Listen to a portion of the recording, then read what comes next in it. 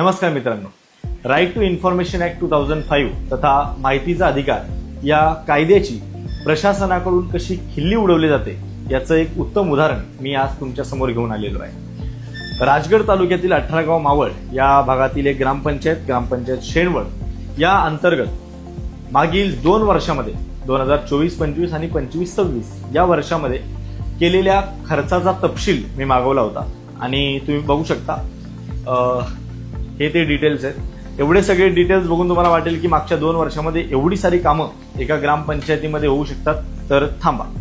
हे पहिल्या एका कामाचं डिटेल्स आहे, हे पूर्ण बांधलेलं दिसेल तुम्हाला। दुसऱ्या कामाची डिटेल्स मला भेटलेली आहेत, हे पूर्ण बांधलेलं तुम्हाला दिसेल। तिसऱ्या कामाचे डिटेल्स आणि त्याच ग्रामपंचायतीच्या अंतर्गत ग्रामपंचायत कार्यालय बांधलं त्याची ही एवढी डिटेल्स। ज्या कॉन्ट्रॅक्टरने बांधलं बघा, हे बघा, हे पूर्ण तुम्हाला टाय केलेलं दिसेल इकडे। ज्या कॉन्ट्रॅक्टरने हे ग्रामपंचायत कार्यालय बांधलं त्याची पूर्ण कुंडली याच्यामध्ये टाकलेली। बरं, या कॉन्ट्रॅक्टरने पुणे महानगरपालिकेच्या अंतर्गत जी काही कामं केली त्याचेही पूर्ण डिटेल्स याच्यामध्ये टाकले। त्याचे आधार कार्ड, पॅन कार्ड आणि सगळी कुंडली याच्यामध्ये भरून ठेवलेली।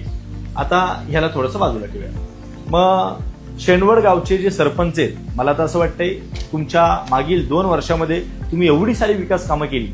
आता मी स्क्रीनवरती जरा वेळ तुम्हाला हे सगळे फुटेज दाखवतो, तुम्ही बघा की तुम्हाला दिसेल एवढा सारा खर्चांचा तपशील यांनी दाखवलेला आहे। आता या सरपंचांनी जरा त्या ग्रामसेवकांना नक्की विचारावं, एवढं तुमच्या कार्यक्षमतेवरती त्यांनी प्रश्नचिन्ह उपस्थित केलेले आहे। 2 वर्षामध्ये फक्त तुम्ही 3 कामं केली का?